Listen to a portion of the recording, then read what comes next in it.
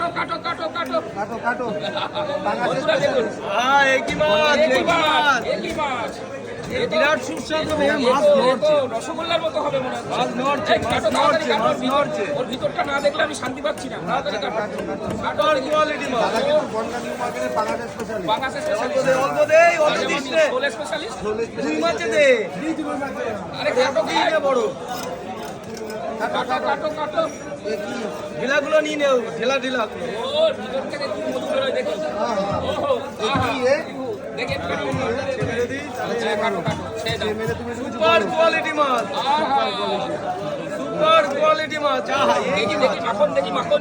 আহা, এ কি মাছ? কি মাছ আছে? এ খেলে কি যে হবে? যে চেনবে সেই কেনবে। যে চেনবে সেই কিনবে। হ্যাঁ, যে চেনবে সে কেনবে, আর যে চেনবে না সে কিনতে পারবে এ না। কারা খাবে?